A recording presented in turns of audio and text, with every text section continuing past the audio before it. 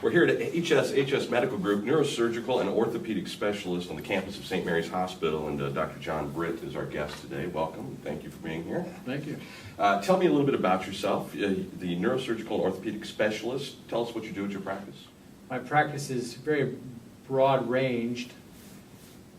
I am really truly a general orthopedic surgeon in that I take care of spinal surgery patients. I take care of joint replacement patients that need joint replacement, who have arthritic conditions of the hip or the knee. And if they have a shoulder condition that would require rotator cuff repair, I take care of sports injuries. Let's talk a little bit about those categories, if we could. Joint replacement. You talk about hips and knees. It's something a lot of people go through in life. But compare what that's like today versus what it was like 15 or 20 years ago. The process of having a joint replacement today versus 15, 20 years ago has evolved in that the incisions are smaller. The modality of putting in the hip has changed. We use less cement. We put in things that are called prostheses that are non-cemented. And the bone grows into the prosthesis, and it lasts a very long length of time. It can last up to 20 years before it has to be revised. What about recovery time? Recovery time is more rapid, and then we get people up right away and start walking right away after a joint replacement in the lower extremity. I think that overall we're able to really provide a functional joint that allows people to return to a normal lifestyle relatively quickly after Tell us, surgery. when did you know that you wanted to be a doctor?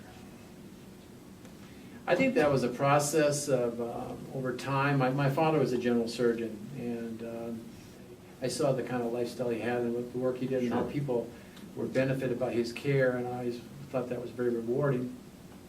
And through high school and college, I then gradually evolved into the idea that I wanted to be a physician, and then went in that direction with my life. All right, you did your fellowship in New York, but yet you moved here to Central Illinois. Why did you choose Decatur? And I was looking for a community that was a size similar to where I grew up. I grew up in La Crosse, Wisconsin, a town of about 50,000 people, and Decatur's similar in size. And I think it offers me the opportunity to raise my family in an environment that I think is a good environment.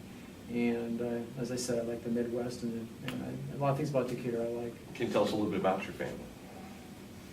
I'm married. I have a son who's 13 years old who goes to a school in Decatur called Holy Family.